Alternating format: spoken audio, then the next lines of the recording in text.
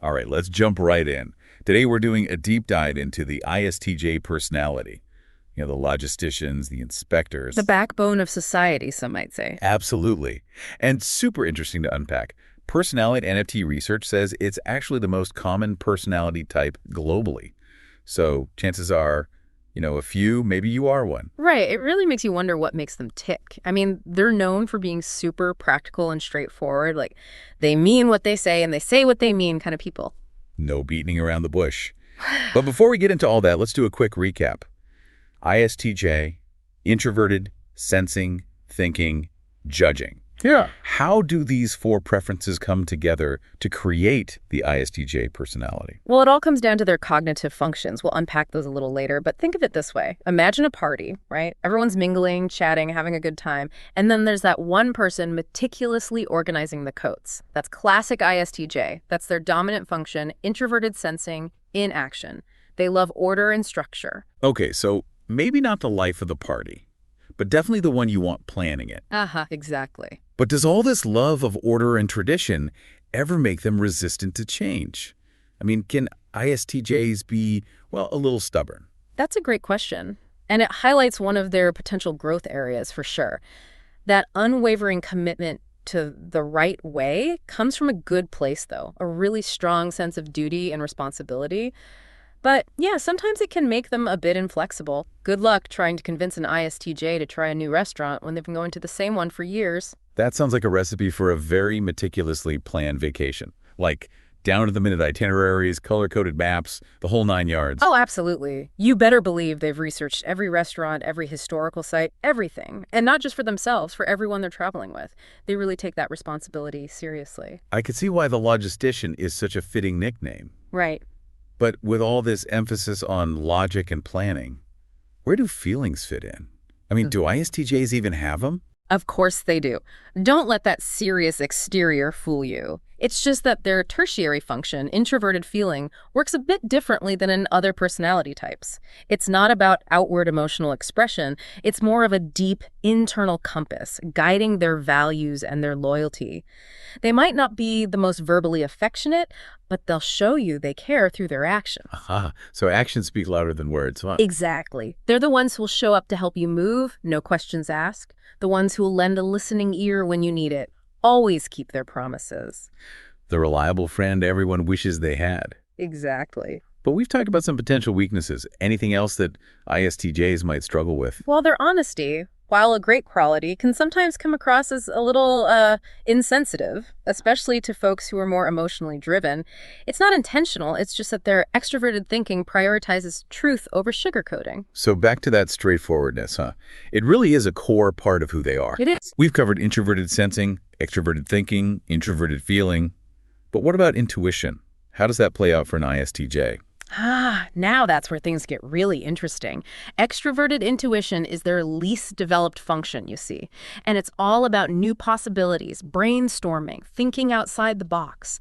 All things that don't come naturally to our ISTJ friends. So how can they tap into that intuitive side? Is it even possible when you're so grounded in logic and tradition? Absolutely. It's all about pushing those boundaries little by little. Maybe trying a new hobby that sparks some creativity. Anything that helps them step outside that comfort zone and explore new ways of thinking. It sounds like finding that balance between structure and exploration is key for them. Yeah.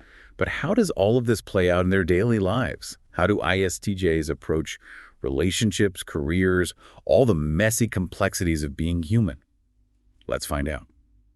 Welcome back to our deep dive into the world of the ISTJ.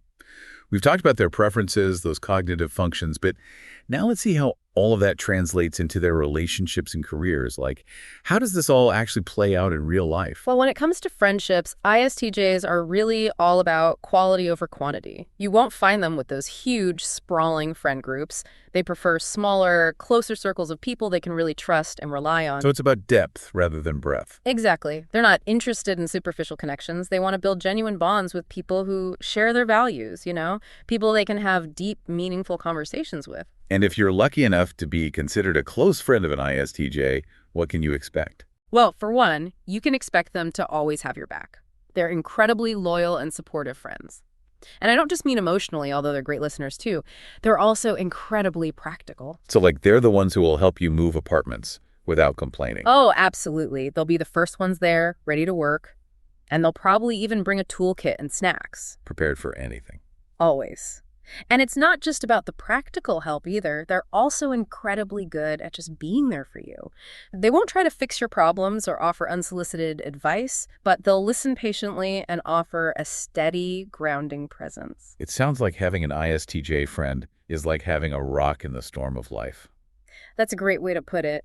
And this same kind of quiet, steady support carries over into their romantic relationships as well. So they might not be the most outwardly romantic partners, but their love is deep and unwavering. Exactly. And as we talked about earlier, their love language tends to be acts of service.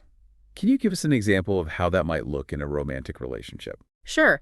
Imagine an ISTJ partner who notices that their significant other is always rushing out the door in the mornings and forgetting their lunch. Instead of making a big deal about it, they just start quietly making their partner's lunch every night and leaving it by the door.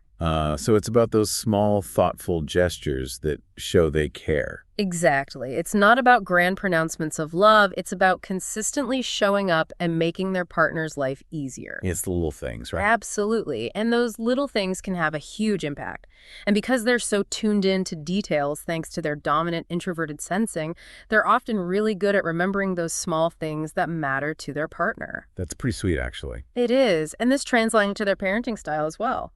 ISTJ parents are all about structure and stability. So they're the ones with the color-coded chore charts and the family calendars, with every soccer practice and dentist appointment meticulously marked. Haha, exactly.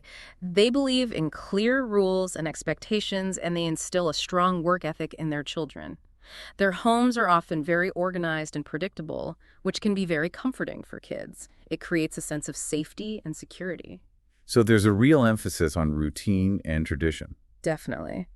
They like to stick to what works, what's been proven over time.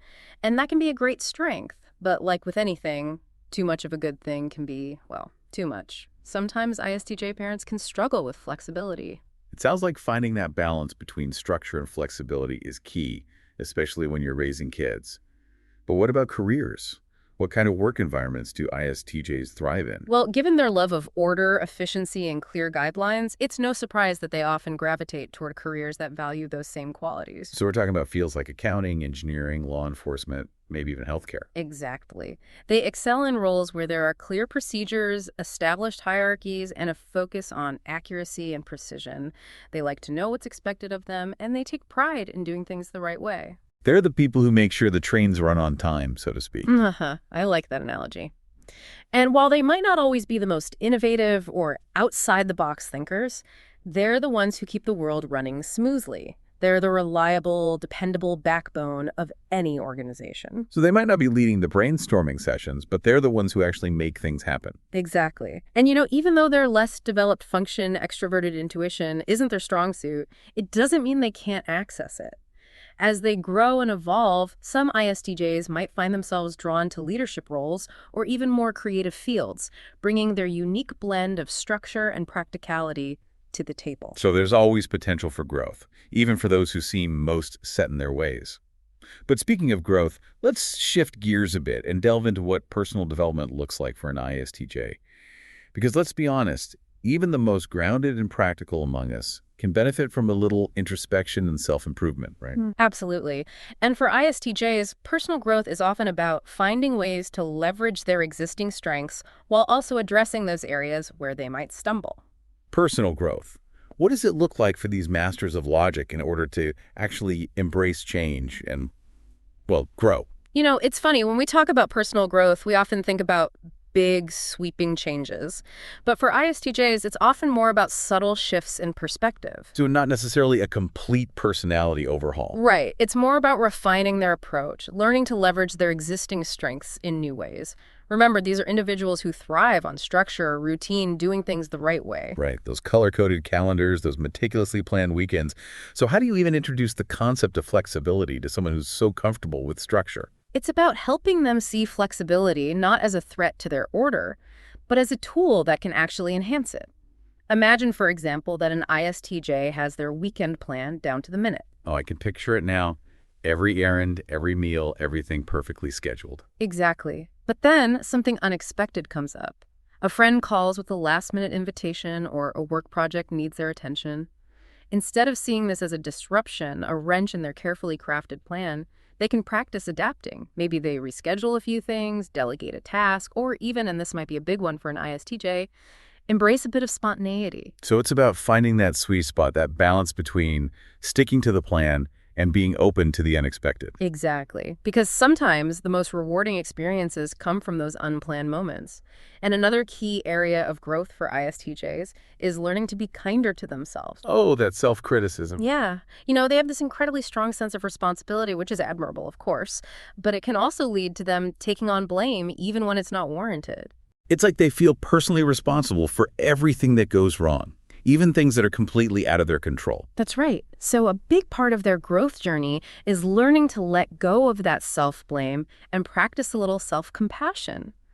It's about recognizing that mistakes are inevitable. Everyone makes them. It's what we learn from those mistakes that matters. So shifting from self-blame to self-reflection. Exactly. Instead of dwelling on what went wrong, ask, what can I learn from this? How can I approach things differently next time? And maybe even giving themselves a little credit for all the things they do right. Right. Because ISTJs are incredibly hardworking and dedicated individuals. Absolutely. They often focus so much on achieving their goals and fulfilling their responsibilities that they forget to acknowledge their own accomplishments. Celebrating those wins, both big and small, is a crucial part of their growth. So how can ISTJs actually put these ideas into practice? What are some tangible steps they can take to cultivate more flexibility and self-compassion? Well, one incredibly powerful tool is journaling. I can already hear some ISTJs out there groaning. Journaling, that sounds way too touchy-feely. Haha, I know, right? But hear me out. It doesn't have to be some deep emotional outpouring. Even just spending a few minutes each day reflecting on their thoughts and experiences can be incredibly insightful.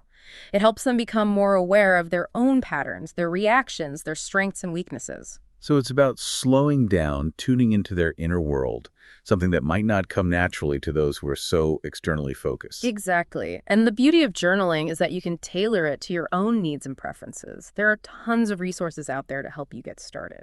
Oh, and speaking of resources, I bet personality assessments are super helpful for ISTJs too. Absolutely. Assessments like the ones from Personality NFT can provide amazing insights. They give you this objective perspective on your strengths, your weaknesses, your growth areas. It's like holding up a mirror to your personality, helping you understand yourself on a deeper level. And with that understanding, you can start to make more conscious choices that align with your values and goals. Exactly. It's about taking ownership of your own growth journey. And remember, personal growth is a lifelong process. It's not about reaching some kind of endpoint or achieving perfection. It's about continuously learning, evolving, becoming the best version of yourself. Exactly. Well, I think that's a perfect note to end on. Thank you so much for joining us today and sharing your insights about ISTJs. It's been my pleasure. And to all our listeners out there, whether you're an ISTJ yourself or you simply know and love one, we hope you've enjoyed this deep dive into the world of the Logistician.